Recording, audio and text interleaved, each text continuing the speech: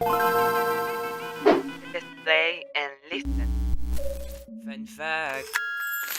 Bonjour, bonsoir les gens, j'espère que vous allez tous très bien. Aujourd'hui on se retrouve dans Fun Fact, le podcast des fun et des facts.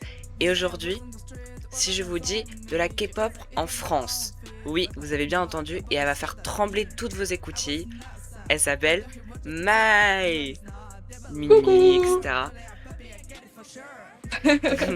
Comment tu te présenterais pour ceux qui te connaissent pas?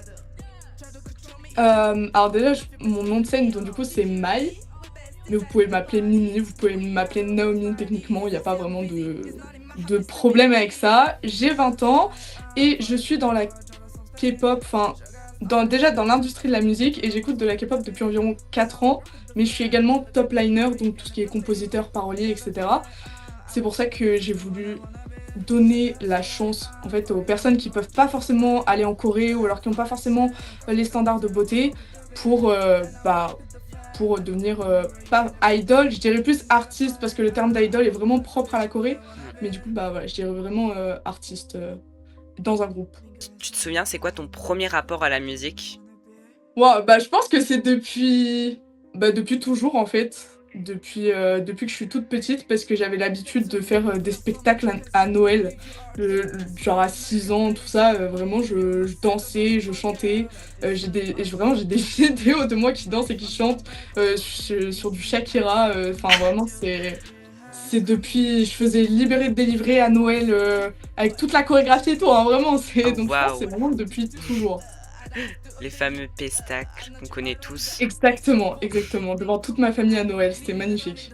Enfin, comment tu t'es dit que tu voulais commencer la musique? Grâce à un groupe en particulier, que beaucoup de gens connaissent, j'imagine, Stray Kids, euh, qui sont mes modèles, enfin Sriracha, l'unité donc de production de Stray Kids, qui sont vraiment mes modèles en fait depuis que je suis Stray Kids. À la base, j'ai commencé avec des covers, je pense comme énormément de gens.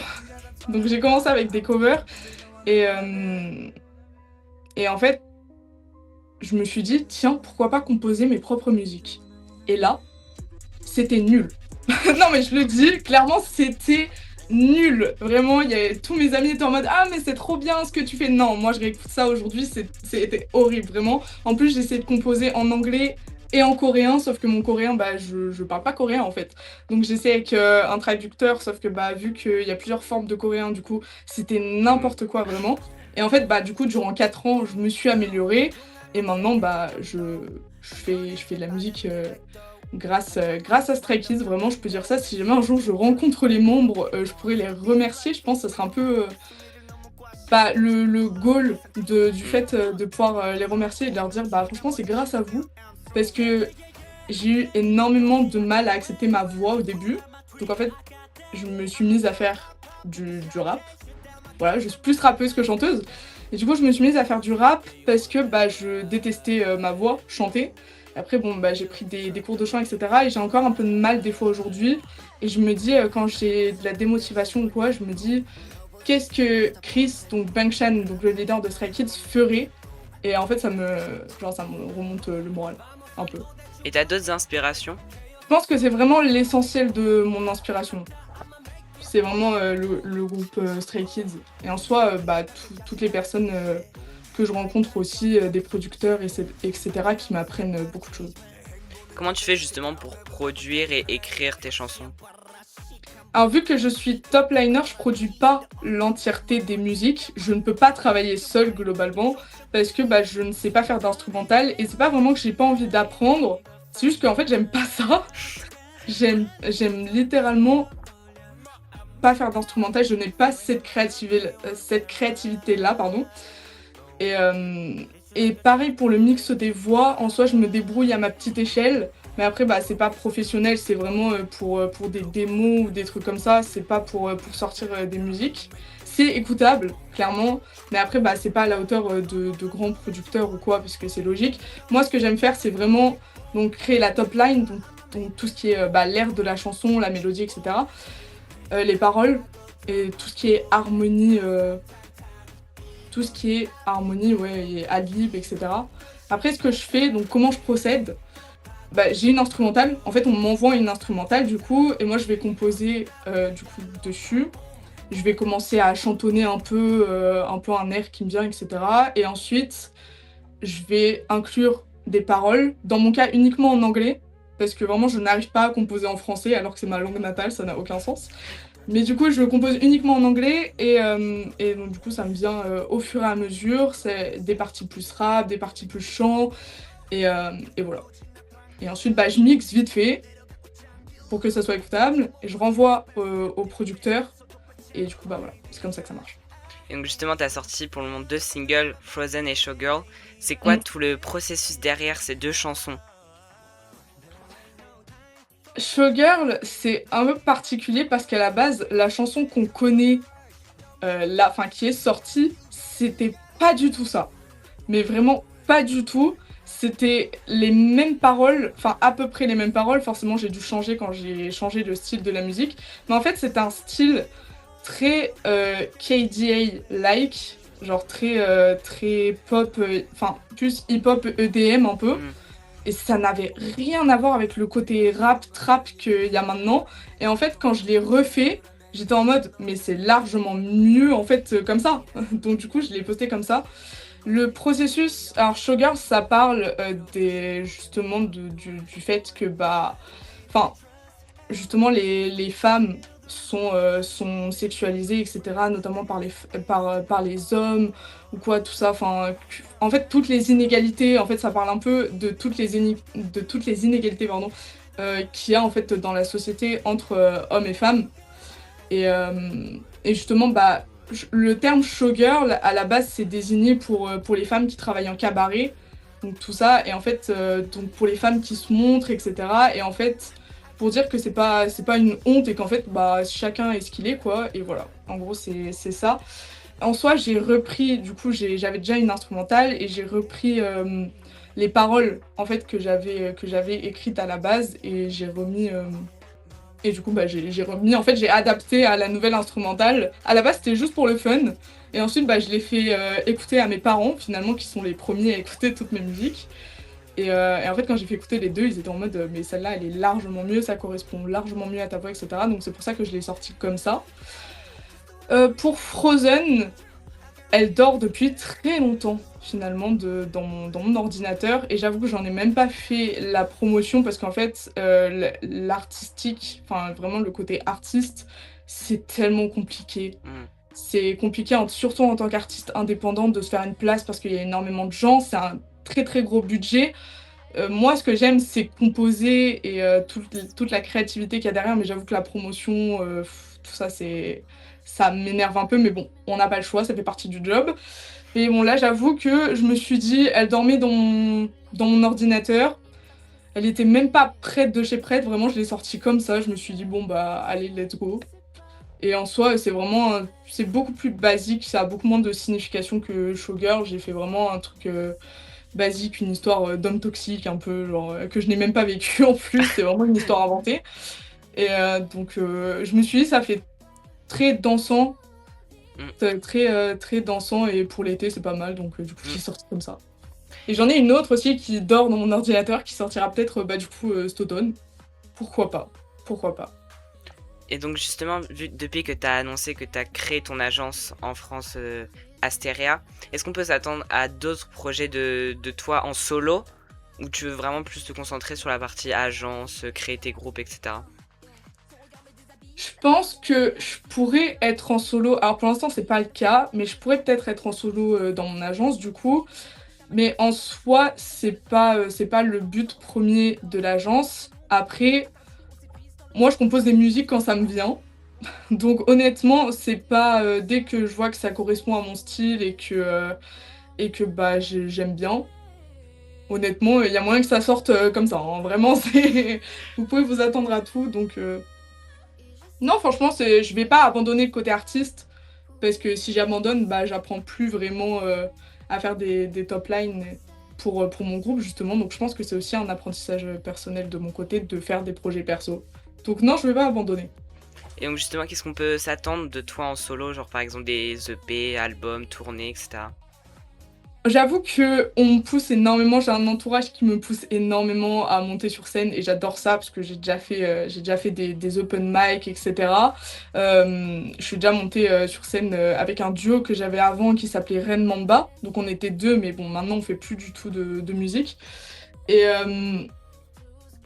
en fait, je suis assez timide. On dirait pas comme ça, mais je suis assez timide quand je monte sur scène. Enfin, plutôt le avant, je stresse énormément au point de plus pouvoir manger, vraiment de plus pouvoir rien Ah faire, c'est ouais. horrible.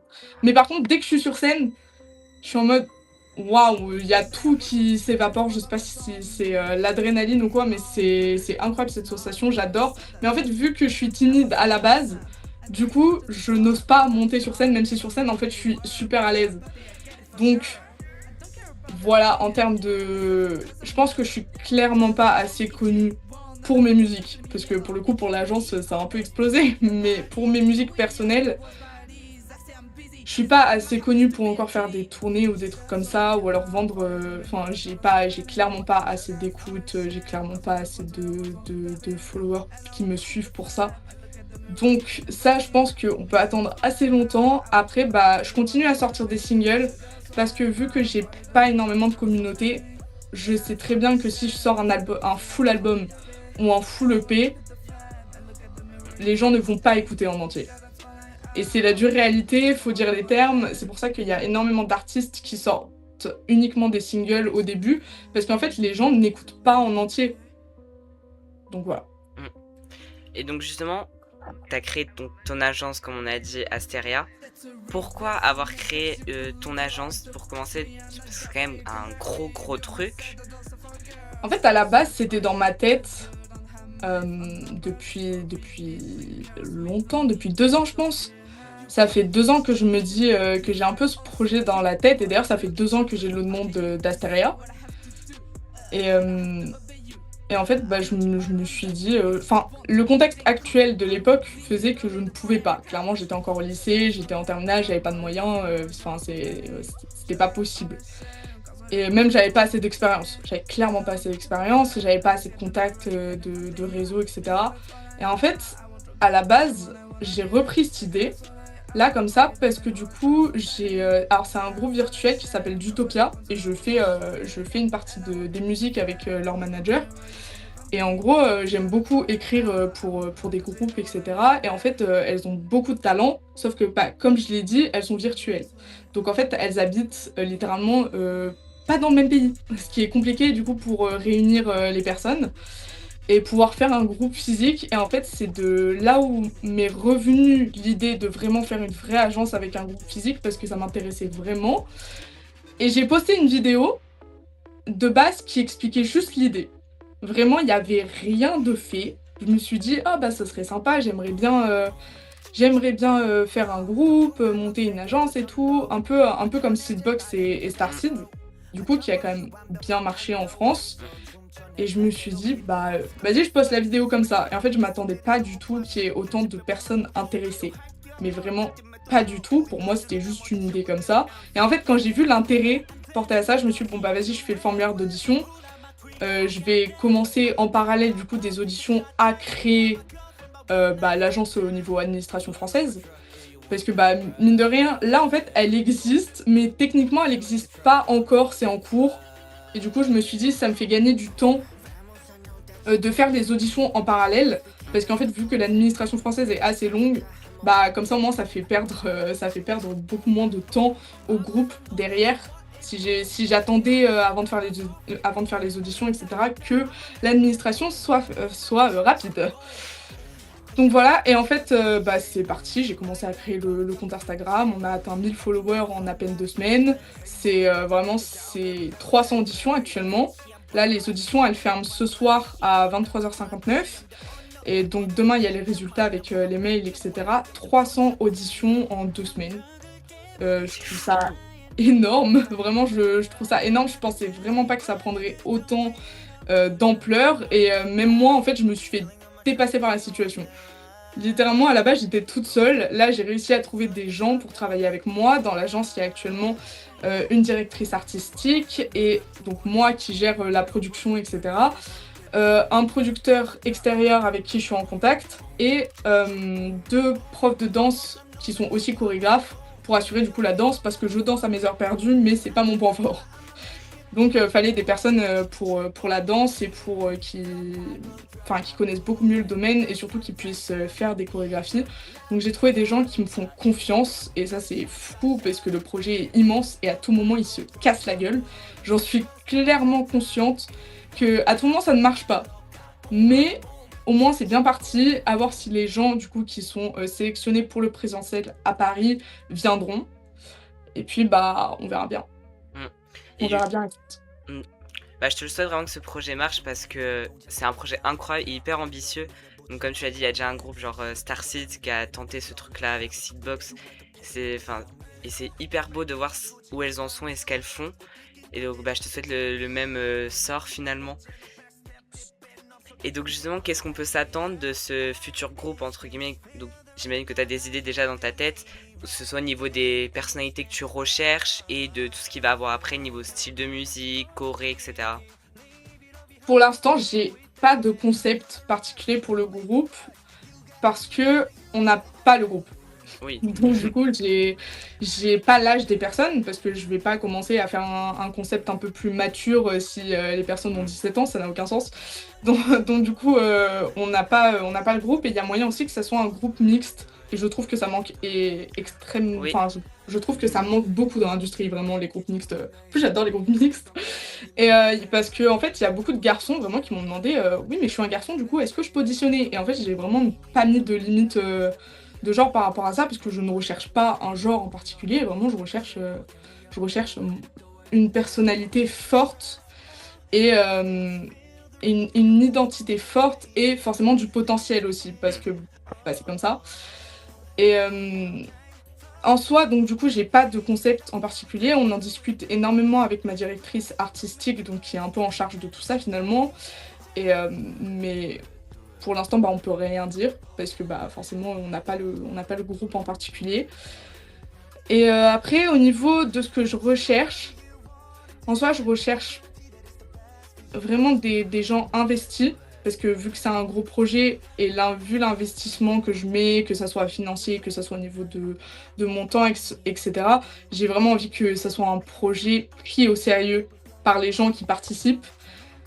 Parce que sinon, ça va un peu m'énerver et j'aurais fait un peu tout ça pour rien. Donc c'est un peu dommage. Donc des gens motivés, et ça je le verrai si jamais ils viennent ou pas derrière l'audition, hein, parce que si jamais ils ont été sélectionnés mais qu'ils viennent pas, bon, bah voilà. Et sinon, je recherche des... En soi, j'ai pas vraiment de critères en particulier. Je veux vraiment que les personnes me montrent de quoi elles sont capables dans cette audition. Et c'est pour ça d'ailleurs que je fais un round 2 des auditions avec 30 personnes donc, du coup, qui ont été sélectionnées pour pouvoir discuter un peu, pour voir vraiment comment elles gèrent le stress. Parce que mine de rien, on sera 4 jurys du coup, donc les 4 membres qui s'occupent de l'agence. Et, c'est du stress. C'est du stress. Et finalement, bah, en fait, on va être un peu comme le public, parce que le public, c'est le pire jury. Finalement, c'est vraiment le pire jury qu'on puisse avoir, parce qu'ils vont tout juger. Absolument tout. Donc en fait, on va être un peu comme s'ils étaient sur scène, et nous, on est le public, on les regarde. Si pour la danse, il faut qu'on soit captivé par la danse. Pour le chant, il faut vraiment qu'ils puissent transmettre des émotions parce que l'artistique, c'est aussi ça derrière, la créativité, les émotions et vraiment transmettre ce qu'ils ont envie de transmettre. Donc j'ai hâte de voir vraiment les personnes qui ont été sélectionnées pour le Round 2. J'ai très très hâte de voir comment ils sont. Et justement, comment t'as vécu le fait de recevoir autant d'auditions d'un coup et le fait aussi d'être un peu la personne qui juge aussi? Comment tu le vis tout ça? Alors personnellement, j'adore juger. Non, vraiment, j'ai pris un plaisir monstre à regarder toutes les auditions parce que vraiment, moi seule connais les auditions. Même les personnes de mon agence ne connaissent pas. Vraiment, j'ai été seule à gérer tout ça. Je me suis organisée parce que regarder 300 auditions d'un coup, bon bah c'est pas possible. Clairement, au bout d'un moment, ça m'aurait saoulée. Et même si j'adore ça, au bout d'un moment, c'est très très long quand même. Et c'est pour ça que j'ai regardé vraiment au fur et à mesure des auditions qui avançaient. Et comment je l'ai vécu? Bah, en vrai, ça m'a mis un peu une pression. Ça m'a mis un peu une pression et j'ai vraiment appelé mes parents. Mes parents sont mon soutien émotionnel, il faut dire les termes, parce qu'ils me soutiennent à fond dans le projet. Mon beau-père est DJ, donc il connaît très très bien l'industrie musicale et ma mère est entrepreneuse. Donc c'est le mix. Finalement, je suis le mix avec cette agence et du coup, je leur ai raconté quand il y a un producteur qui m'a contacté et qui m'a dit ah bah on se fait un call. J'étais en mode ah, comment ça? Un call? C'est vraiment un terme que tu utilises quand t'es chef d'entreprise. Enfin, voilà. Et du coup, j'étais un peu en mode waouh, en fait, c'est tout ça qui m'arrive d'un coup en 2 semaines. Et je pensais vraiment pas que ça allait autant prendre. Et mes parents, ouais, qui ont été vraiment le soutien. Vraiment, limite, j'étais en pleurs au téléphone, mais pas des pleurs de tristesse. C'était vraiment des pleurs de joie et aussi des pleurs en mode bah qu'est-ce que je fais en fait? Parce que mine de rien, énormément de personnes comptent sur moi. Là actuellement, je ne peux pas arrêter le projet comme ça. Là, clairement, je peux pas dire ah bah en fait, bon bah il y a plus rien. Voilà, non, les gens seront pas contents, je pense. Et après, ils vont me prendre pour une arnaque, donc on va éviter. Mais c'est comment tu le vis d'un point de vue économique, parce que c'est quand même un projet lourd avec énormément d'argent investi. Comment tu vis justement cette pression économique de bah déjà faut investir de l'argent mais il faut aussi gagner de l'argent après? Là, pour l'instant, j'ai pas trop cette pression-là. Certes, actuellement, tout sort de ma poche, genre littéralement. Mais bon, après, j'ai un travail à côté, etc. Donc le financier, c'est pas tant un problème. C'est qu'on va falloir, je pense, financer la promotion, l'album, les clips, etc. Je pense que c'est ça qui va faire que bah, ça va être un peu compliqué, en tout cas plus compliqué que je le pense actuellement, même si j'en ai conscience. Après, bon, il existe des aides, etc. Et actuellement, l'agence, elle est considérée comme association. Et en fait, en tant qu'association, du coup, c'est plus simple d'avoir, surtout association culturelle comme ça, c'est plus simple du coup d'avoir des aides de l'État ou des trucs comme ça. Donc c'est faisable. Honnêtement, c'est faisable. Après, bah, faut juste que je m'organise très très bien pour le financier et gagner de l'argent. Bon, bah, ça sera, je pense, avec les spectacles surtout. Donc tout ce qui est scène, les cachets, etc. Parce que je compte pas du tout sur les streams et je pense pas qu'on fasse de vente physique directe. Après, bah forcément le merch, etc. Mais peut-être faire des stages aussi. Bah, justement pour les personnes qui sont trop jeunes pour auditionner, pour être dans le groupe. Ça peut être intéressant derrière du coup que eux ils puissent expérimenter donc un cours de danse, voir aussi les membres du groupe et des sessions en studio, ça peut être très intéressant aussi pour eux. Et quelle part de la culture, de l'industrie de la K-pop va prendre dans cette agence-là? Oui, parce que finalement, ce n'est pas une agence de l'industrie de la K-pop, puisqu'on est en France et que littéralement, on chantera même pas en coréen. Je dirais plus que du coup, c'est un global group, ce qu'on va faire. Parce que les personnes ne seront pas forcément asiatiques, ça dépendra du coup des talents, mais toutes les membres ne seront pas forcément asiatiques ou quoi. En fait, pourquoi je précise que c'est inspiré de la K-pop, même si des fois c'est un peu ambigu et les gens pensent vraiment que c'est une vraie agence, qu'ils vont devenir idol, etc. Non, du coup, parce que bah on va pas aller en Corée, etc. Enfin, si on peut, évidemment qu'on ira, mais pour l'instant c'est pas dans le projet. Ce que je prends, c'est vraiment le côté audition déjà, parce que un label classique ne fait pas d'audition. Ça veut dire que le label, il repère un artiste, il voit le potentiel de l'artiste, il faut déjà qu'il ait une communauté, etc. Et hop, il va le financer, et c'est même un prêt de base. Vraiment, il finance l'artiste, mais en fait, c'est l'argent qui est financé. À la base, c'est un prêt à l'artiste. Alors que là, vraiment, donc déjà l'audition, ce qui fait que c'est des personnes totalement random qui n'ont pas forcément de single déjà sorti ou quoi. Ensuite, le training qu'il y a derrière, c'est-à-dire le chant et la danse, il y aura vraiment des entraînements qui sont spécifiques du coup à l'industrie de la K-pop. Et après, je pense le type de musique, ça sera vraiment inspiré des connotations K-pop, même s'il y a énormément de styles, de styles et de genres de musique dans la K-pop. Et pour l'instant, du coup, on n'a pas décidé ce qu'on ferait.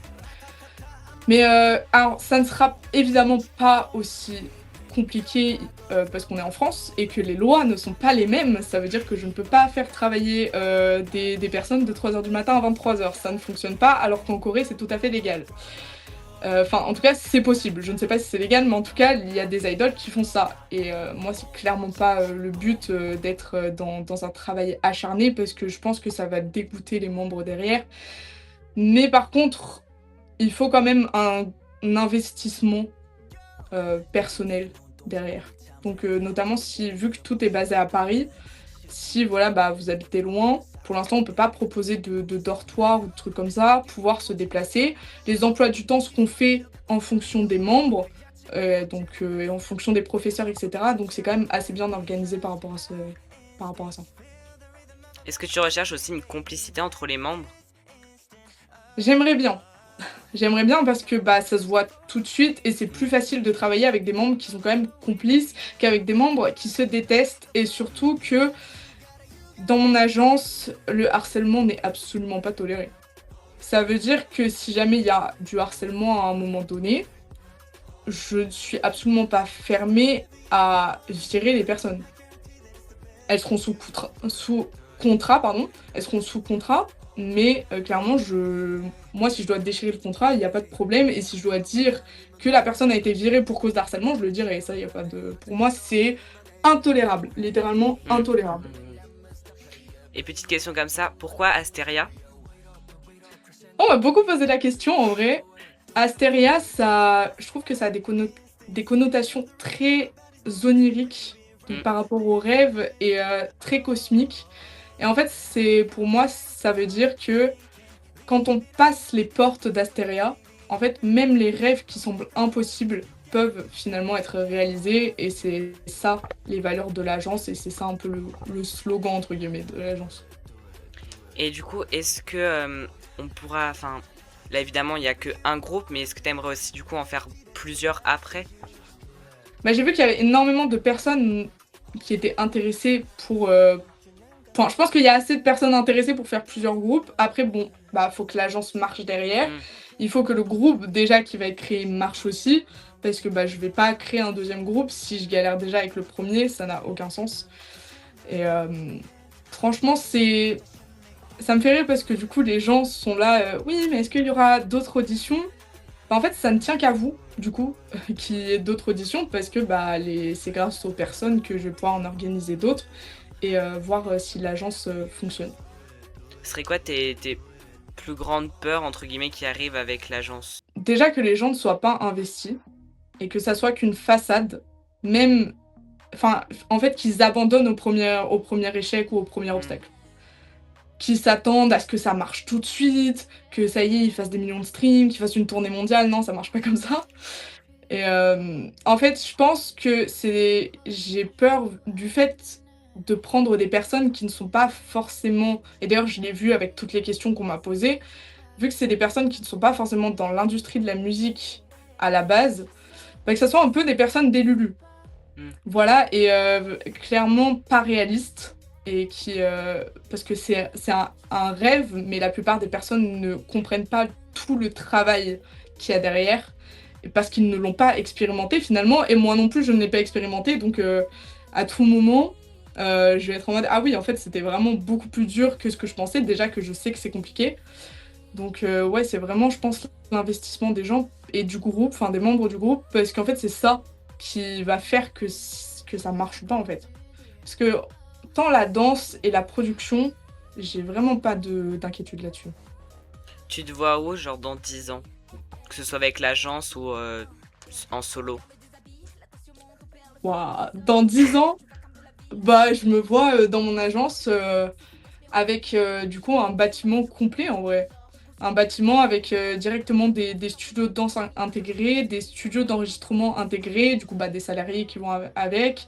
Vraiment une vraie entreprise qui fonctionne, plusieurs groupes et même bah, du coup une cafette, des dortoirs, un truc comme ça pour pouvoir accueillir bah, même des gens à l'international et que du coup bah, ça devienne vraiment la référence des agences européennes, je pense.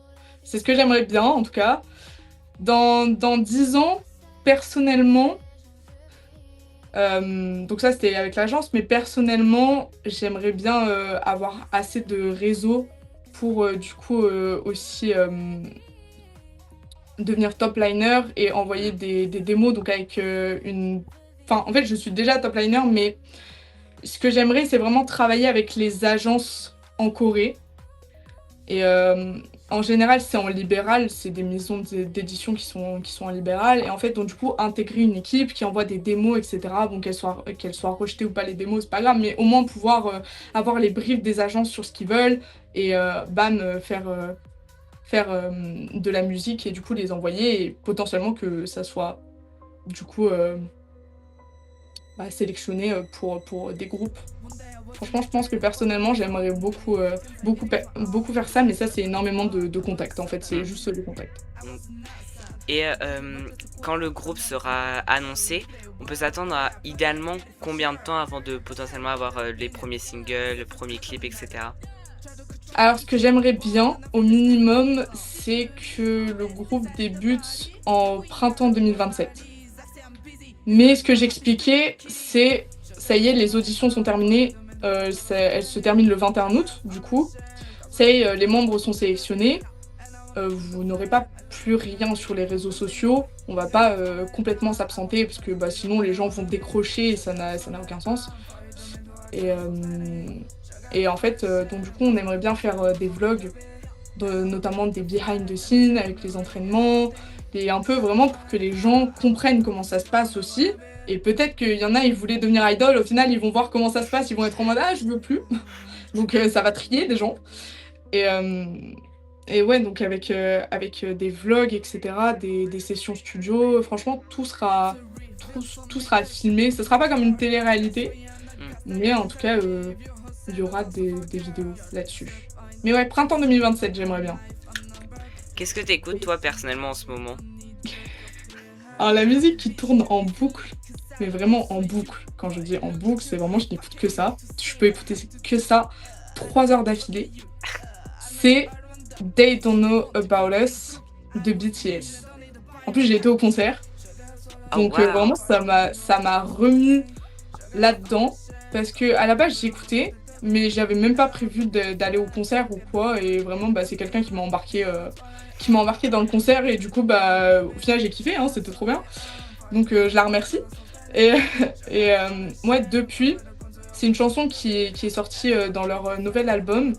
Et en fait, bah, justement, ça parle du fait que les gens bah, parlent énormément sur BTS, mais qu'au final, en fait, ils ne les connaissent pas vraiment. Et en gros, sur le fait bah, qu'ils ont changé, ils sont plus comme avant, etc. Et en fait, bah, c'est un peu dans le titre de la musique, finalement, si on le traduit, ça fait « Ils ne savent rien de nous ». Et finalement, bah, c'est... J'aime bien cette musique.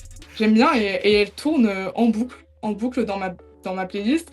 Et sinon, une deuxième qui n'a rien à voir, c'est Run It de Stray Kids. Du coup, il faut bien que je mentionne Stray Kids à un moment donné. Et c'est du coup la musique, parce que là, ils sortent un nouvel album.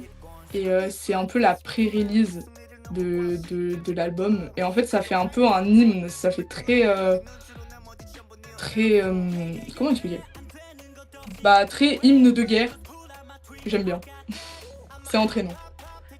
Bah, comme tu disais, ouais, c'est un peu le problème dans la K-pop actuelle, c'est vraiment le côté parasocial entre les auditeurs et les idoles, qui est très très très toxique, etc. Mais c'est un peu avec comme toutes les pop stars, mais il y a vraiment ce truc là dans la K-pop où bon, en même temps c'est un peu le jeu de ils te font croire qu'ils sont proches parce que bah ça fait des ventes, etc. Mais en même temps tu les connais pas et du coup ça te fait espérer.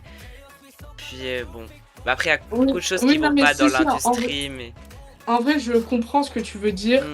Et je pense qu'en France, il y aura moins ce problème peut-être Oui, avec ouais, les ouais. groupes. Il y aura moins ce problème. Après, je pense aussi que c'est plus du côté des personnes beaucoup plus jeunes Mm.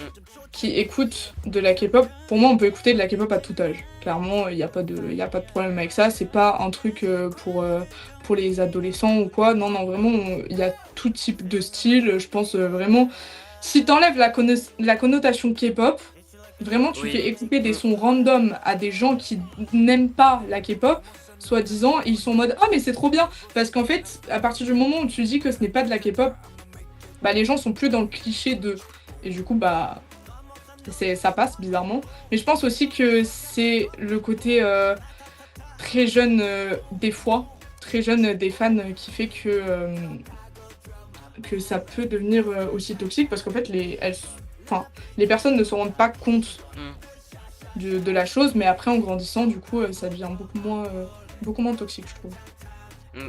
Mais c'est vrai que t'as raison sur le truc que c'est très diversifié. Genre, par exemple, tu prends Jump de Blackpink et genre, je sais pas comment il s'appelle, mais le dernier morceau de Elite qui est sorti très récemment là, c'est genre un I des. Got Back, non? Ouais, c'est ça, ouais. Je n'ai pas du tout écouté, mais... Et il est exceptionnel. J'aime beaucoup. Surtout le clip et tout. Surtout, c'est une française en plus, je crois, qui fait la DA pour leur nouvel Ok, album et tout. trop Et bien. il y en a un, c'est du rock, et du coup, bah, Jump de Blackpink, c'est de la techno. Et pourtant, genre, les deux, ça appelé K-pop. En fait, K-pop, ça veut un peu tout et rien dire. En C'est fait, pour plus moi, l'industrie de la K-pop. c'est exactement ça, c'est exactement ce que j'allais dire. Je vais prendre un concept, enfin un groupe en particulier, qui je trouve illustre très bien ça. C'est bah, globalement les groupes du coup comme Katseye, Oui, en fait. Comme Katseye ou Girl Set, oui. c'est des groupes en fait. Il y a énormément de débats sur est-ce que c'est de la K-pop ou pas. Pour moi, c'est les deux. Ça veut Mm. dire qu'il y a 50% c'est pas de la K-pop et il y a 50% c'est de la K-pop. Pourquoi? Parce qu'en fait, elles font partie de l'industrie de la K-pop. Elles sont quand même sous hype. Elles ont des entraînements à la K-pop. Donc en fait, elles font partie pour moi de l'industrie parce que tout reprend les codes de l'industrie de la K-pop. Par contre, leurs chansons en elles-mêmes, ce n'est pas de la K-pop. Parce qu'elles ne Mm. chantent pas en coréen, par exemple. Mm. Donc en fait, c'est un peu 50-50 et de la connotation K-pop, c'est un peu comme on dit, enfin, de la variété française en fait. La Oui, variété c'est vrai. française, bah, c'est très très très très très très très large finalement. Et comment tu vas réussir ou t'as déjà réussi à trouver un peu la DA, que ce soit de l'agence et des futurs groupes? Bah, la DA de l'agence va changer légèrement. Pardon. La DA de l'agence va changer légèrement, mais on va quand même rester dans le côté violet. Vraiment, ça j'ai demandé. Ça restera violet parce que ça va très bien justement avec le côté onirique et cosmique que j'expliquais tout à l'heure. Après, c'est la DA de l'agence, c'est vraiment un côté très élégant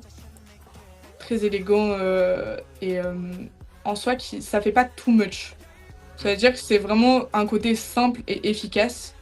Et pour les groupes, bah du coup, en vrai, les groupes, enfin les membres du groupe auront leur mot à dire aussi. Ce qui est bien, c'est que bah, vu que j'ai une directrice artistique qui s'y connaît très très bien, ça va être beaucoup plus simple de faire du coup la DA globale du groupe et ensuite la DA par comeback. Mais pour l'instant, bah, comme j'expliquais, on n'a pas vraiment de plus de détails par rapport à ça parce que bah, il nous faut les membres et il nous faut le groupe. Et j'ai hâte, j'ai très très hâte. Enfin, c'est quoi ta musique préférée que t'as faite de toi? J'en ai tellement. Alors pas en préféré, mais je veux dire, genre, j'ai tellement de musique que j'ai faites. Waouh.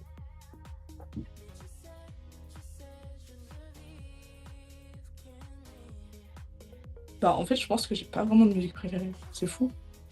C'est fou, c'est fou. Une. Ah si, une qui est très bien et qui est pas encore sortie. Et en vrai, c'est... Alors, est-ce que ça doit être que j'ai écrit ou alors c'est genre de moi? De toi. Ou t'as écrit. Enfin, genre une chanson que t'as participé. Ouais. Ok. Alors, c'est une chanson qui s'appelle Word in Repeat. Et, et en fait, elle est incroyable.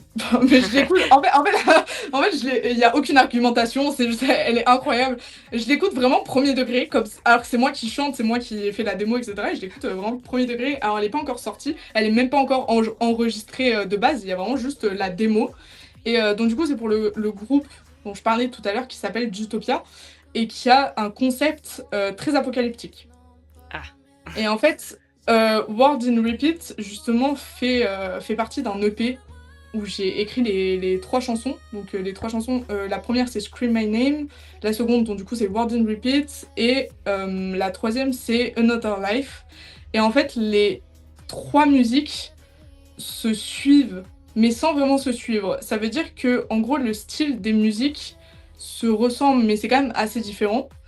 Je dirais que Word in Repeat, on est plus sur du Espa-like, un peu. hmm. Alors que, par exemple, Scream My Name, on est plus sur un peu plus rock, sur un côté un peu plus rock, et Another Life, c'est un côté beaucoup plus doux, beaucoup plus harmonique, parce que, en fait, les paroles se suivent, et en gros, c'est vraiment une aventure. C'est-à-dire qu'en gros, dans la première musique, il se passe tel truc dans les paroles, etc.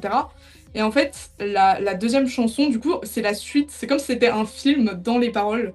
Et du coup, pareil pour la troisième. Et en fait, je trouve ça ultra intéressant d'avoir fait ça, parce que du coup, j'ai vraiment composé l'entièreté.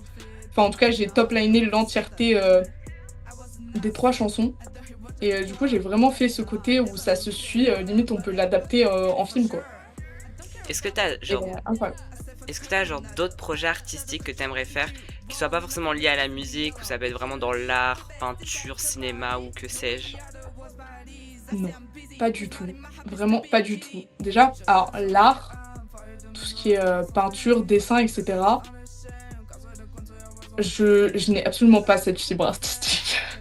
C'est-à-dire que vraiment, moi, je vais dans un musée, je vais pas être dans l'analyse, etc., de la chose. Vraiment, non. Enfin, je suis pas du tout dans ça. Alors que c'est ultra intéressant, mais ça m'intéresse pas forcément plus que ça. Euh, Et dans le cinéma, j'avais déjà essayé de... Enfin, j'avais fait des castings. Mais je dis ça, j'avais 10 ans. Donc c'était il y a 10 ans, du coup. Ouais, 8 10 ans, j'avais fait des castings. Et même, j'avais fait une mini web série, du coup, qui était publiée sur YouTube et tout. Mais vraiment, j'avais 8 ans, quoi. Mais sinon, j'avais dans l'idée, avant, donc quand j'étais plus petite, de devenir, pourquoi pas, actrice. Et en fait, au fur et à mesure, je me suis dit non, c'est pas vraiment fait pour moi. Donc je suis vraiment restée dans la musique. Je suis vraiment dans la musique pure. Ok. Et genre comment, pas tu le vis parce que bah, du coup tu dois le vivre bien, mais est-ce qu'on te prend pas au sérieux parce que t'as un immense projet avec cette agence et que t'es jeune? Est-ce que t'as peur de ça, genre qu'on te prenne pas au Mm. sérieux, pas dû au fait de ton âge? J'ai eu cette appréhension et je l'ai même dit justement quand j'avais appelé mes parents, etc. J'étais en mode par rapport au producteur donc, que j'ai eu en appel et qui est très gentil au final. Mais par rapport à ce producteur, il a 10 ans de métier. Donc, il a travaillé avec Sony. Donc, vraiment, moi, j'avais l'impression d'être minuscule. Mais quand je dis minuscule, c'est en fait, du coup, quand j'ai affaire à des professionnels, notamment dans la musique, qui ont 10 ans d'expérience, qui ont travaillé avec Sony, Warner ou Universal, je suis en mode, ok, cool, moi, j'ai rien fait.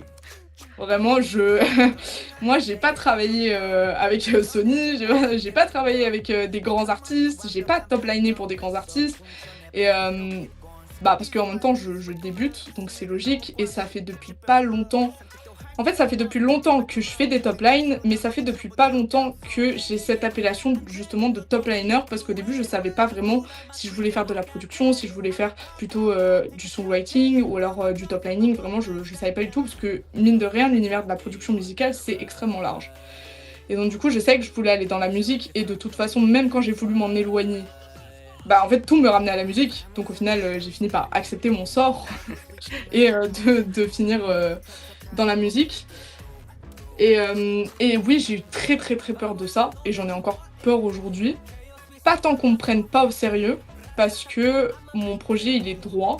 Ça veut dire que vraiment, je sais ce que je fais et je sais où je vais.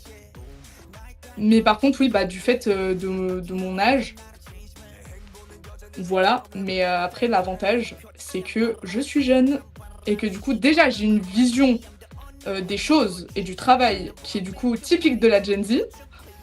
Et ça, c'est bien. Et aussi, bah, si jamais ça marche pas, je peux très bien rebondir et faire autre chose derrière. Donc, puis même pour les gens du coup qui sont dans l'agence, c'est pas du tout des personnes, c'est des personnes qui sont dans la vingtaine. Donc pareil, si jamais ça fonctionne pas, les personnes me font confiance, mais après bah malheureusement le projet il est droit, le projet il est carré, mais tout ne dépend pas que de moi. Voilà. Puis vu que t'es jeune, t'as cette possibilité-là aux gens qui vont être dans le groupe de s'identifier, d'avoir les mêmes problématiques liées à l'âge. C'est ça. Après, je pense aussi, en fait, j'ai un caractère, c'est-à-dire que je suis très très franche. Vraiment, s'il y a un truc qui me plaît pas, ça se voit.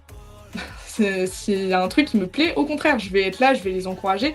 Mais en fait, ça veut dire que je vais être énormément honnête aussi. Bah, par exemple, dans les sessions studio ou en entraînement, je vais être en mode, ok, là, non, ça va pas, mais là, par contre, c'est très bien. Et ce que j'ai expliqué, d'ailleurs, je crois que ça a fait peur à certaines personnes qui ont passé l'audition, c'est que le moment des auditions en présentiel, je crois que je vais stresser les gens, mais sans le vouloir. Parce qu'en fait, quand ils vont passer, ça va se voir tout de suite si j'aime bien ou alors si j'aime pas. Parce qu'en fait, je suis un peu un livre ouvert, ça se voit quand j'aime et ça se voit quand j'aime pas. Genre vraiment, je fais des têtes des fois sans me rendre compte. Donc du coup, ça va être marrant. Pas pour eux, mais pour moi, ça va être marrant. Et quelle place justement tu vas prendre au sein même du groupe, dans leur quotidien, etc.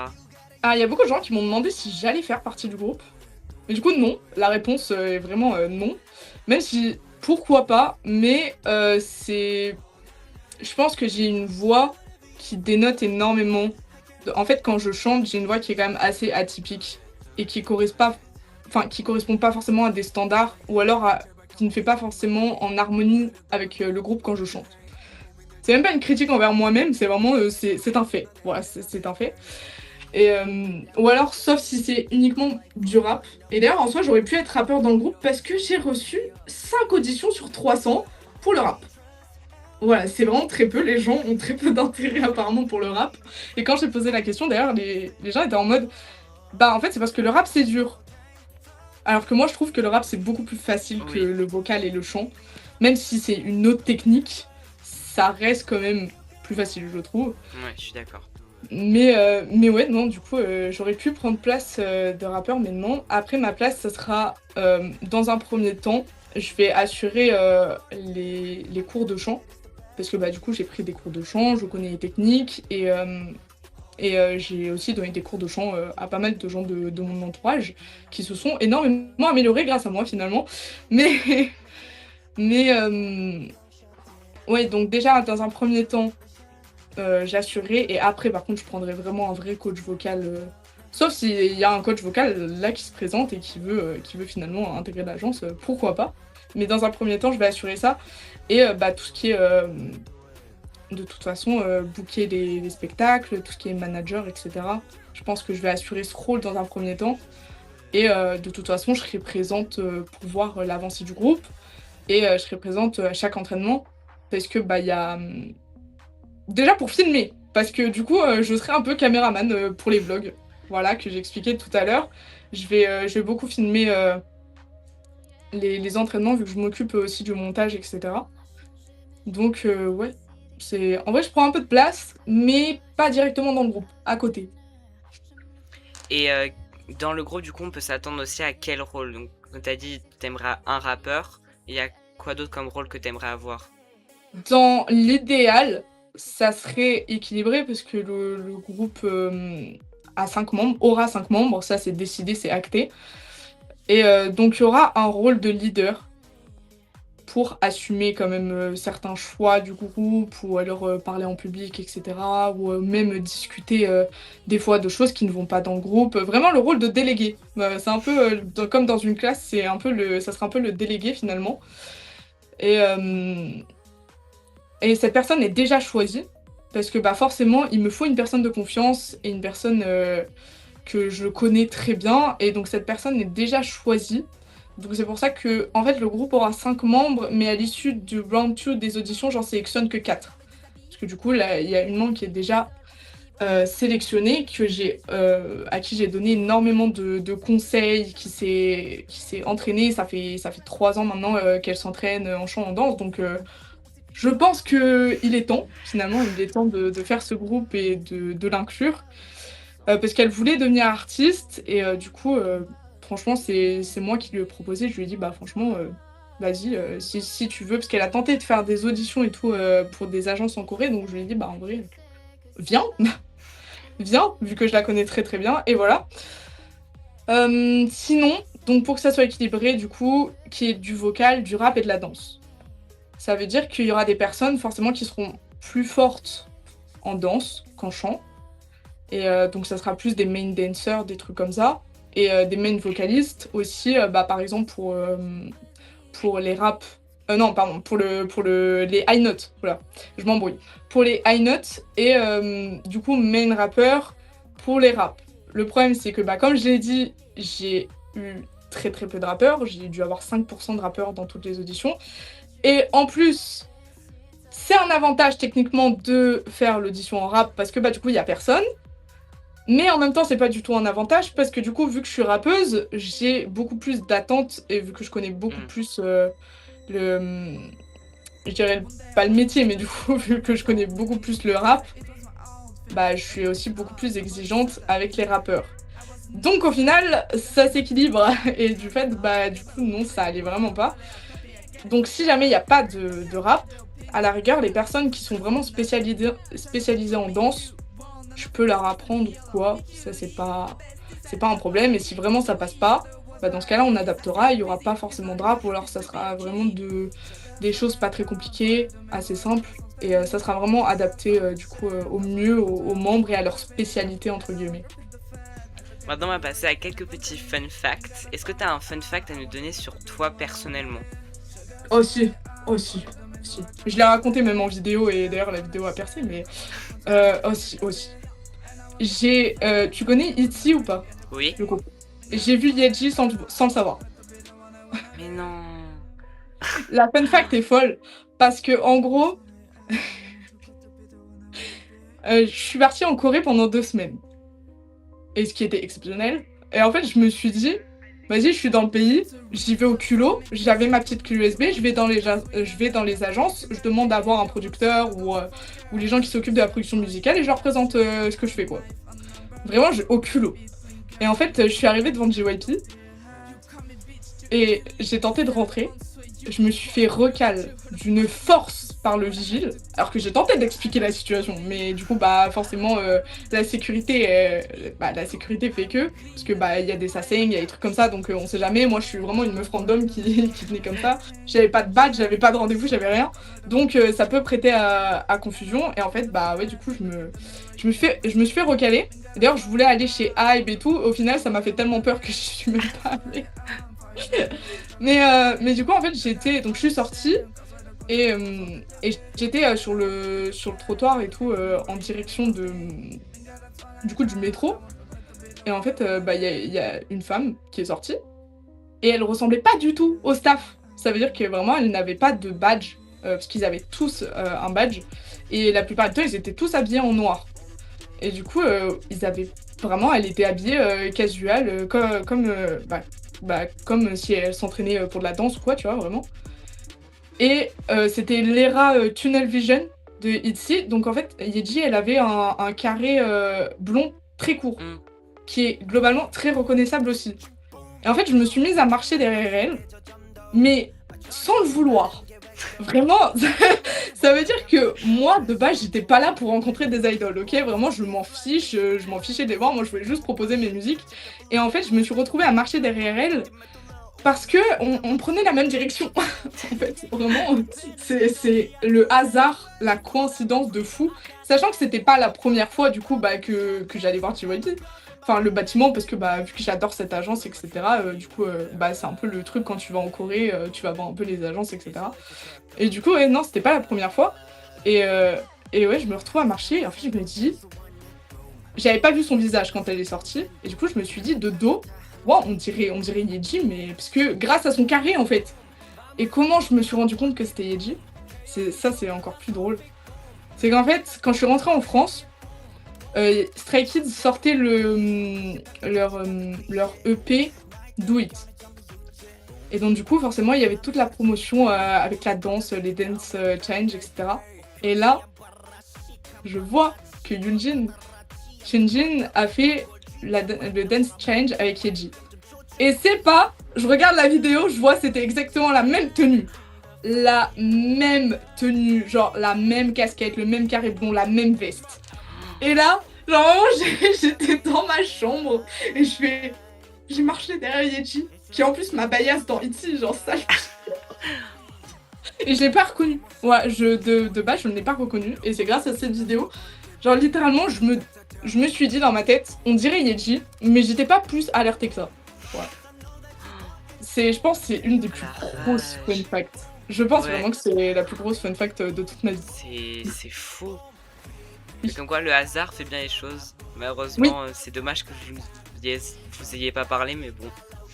Bah après, comme je t'ai dit, vraiment, je pense qu'elle sortait d'un entraînement, un truc comme ça, j'allais pas faire la fan chiante, quoi. C'était vraiment pas mon but. De base, moi, je voulais juste proposer ma musique. Je me suis fait recal, j'ai vu Yeji. Voilà, en gros, c'est ça la morale de l'histoire. La morale de l'histoire, c'est ça. Donc, du coup, si j'y étais pas allée, bah, j'aurais pas vu Yeji. Et ça... Un mal pour un bien, finalement. Voilà, c'est ça. Est-ce qu'on peut maintenant avoir un fun fact sur ta musique? Je suis myope. Et vu que je suis très timide, comme je l'ai dit, j'enlève mes lunettes. Pour tout simplement ne pas voir les gens. Voilà, donc je trouve que c'est un peu drôle parce qu'en fait, quand je le dis, les gens sont en mode « Ah bon ?» Voilà, donc en fait, sur scène, je n'ai pas mes lunettes et c'est pas une question de style, non, c'est juste parce que j'ai peur des gens et j'ai peur du public et du coup, bah, je ne les vois pas et en fait, je fais mon truc comme si j'étais dans ma chambre et en gros, je vois juste des gens flous devant moi et c'est bien. Voilà, donc du coup, c'est un peu une fun fact sur la musique et vraiment sur l'open mic que j'avais fait. Donc, on me lançait une prod et du coup, je devais un peu improviser dessus. Et c'est exactement ce que j'avais fait. C'était le premier open mic d'ailleurs que je faisais. Et j'étais stressée de fou. En plus, je sortais d'une extinction de voix. Donc ma voix est nulle, vraiment, elle est nulle. sur la vidéo que j'ai, vraiment, elle est nulle. Et du coup, ouais, c'était mon beau-père qui m'avait poussé à faire le truc. Et au final, bah, les gens ont kiffé. Et c'est surtout que j'étais la seule fille à participer. Parce que, bah, mine de rien, il n'y a pas beaucoup de rappeurs féminines. Donc du coup, ouais, j'étais la seule à participer. Et je l'ai fait en anglais, donc j'étais aussi la seule à le faire en anglais. Et du coup, ouais, j'avais retiré mes lunettes. C'était très fun. Est-ce que genre t'as une lyrics que t'as écrite qui représente très bien, genre que ce soit ta personnalité ou ton art en général? Oui, et d'ailleurs je l'ai tout de suite. C'est Showgirl, that's what I am. Donc Showgirl, c'est ce que je suis. Clairement, pour moi, c'est la meilleure... Ouais, je pense vraiment c'est la meilleure phrase. C'est la meilleure phrase qui puisse me correspondre. Parce que, bah, déjà, de un, je suis artiste finalement.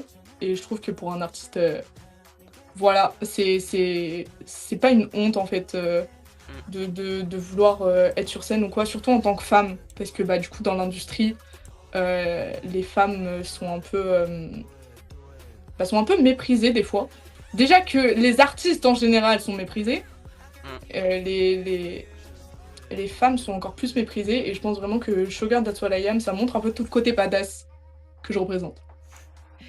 Et est-ce que tu peux nous utiliser un prochain projet en un mot?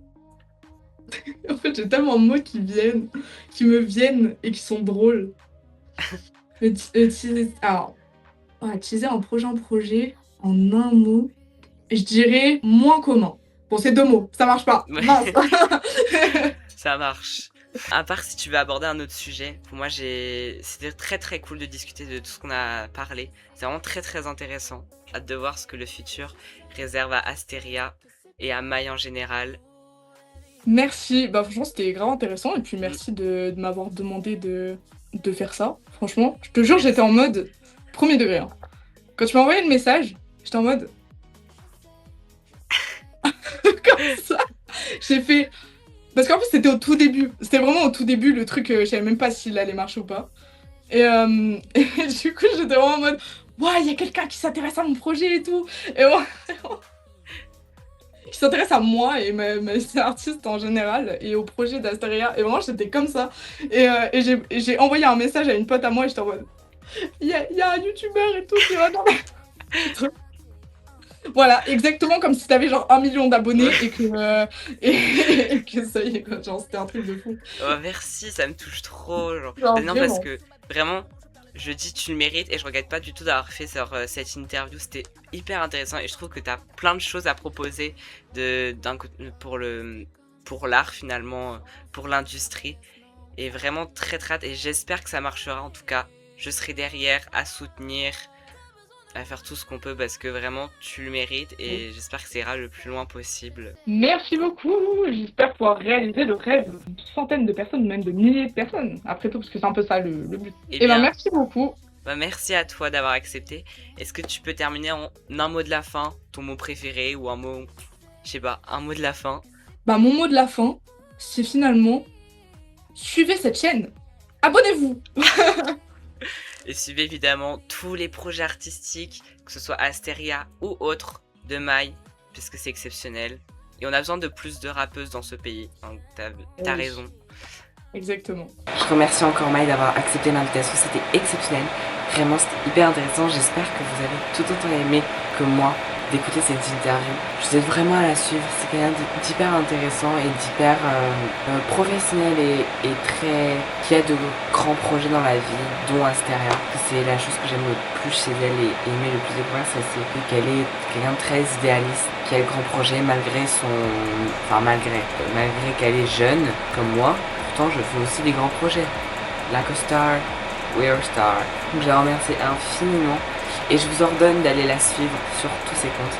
Et maintenant, j'ai besoin de vous, puisque si vous êtes resté ici, j'imagine que vous avez aimé cette interview, ou alors vous êtes complètement crazy psycho, sweet but psycho, comme dirait Avamax. Et si vous voulez pas finir au Kaya Asylum, je crois que c'est ça le nom, je ne sais plus, ou alors à Santana avec Affida Turner, vous devez partager le lien de cet épisode, copier le lien, ça marche, le liker, vous abonner à cette chaîne YouTube comme l'a si bien dit Mai, Suivez cette chaîne. Abonnez-vous. et bien évidemment, commentez. Pour me dire, j'ai tourné hier l'épisode avec Ariana Grande et demain je rencontre Harry Styles, donc il faut que je sache ce qui ne va pas dans mes épisodes. Alors dites-le moi, ça ferait hyper plaisir même de lire des critiques d'organisation constructive, on se câble haineux, je précise, les hommes. Cet épisode n'était pas assez politique pour moi, il faut que je précise ça. Et moi je fais plein de gros bisous et je vous dis à bientôt pour de nouvelles aventures. Ciao tout le monde, gros bisous fouettés. Ciao. Wouh. Suivez cette chaîne. Abonnez-vous.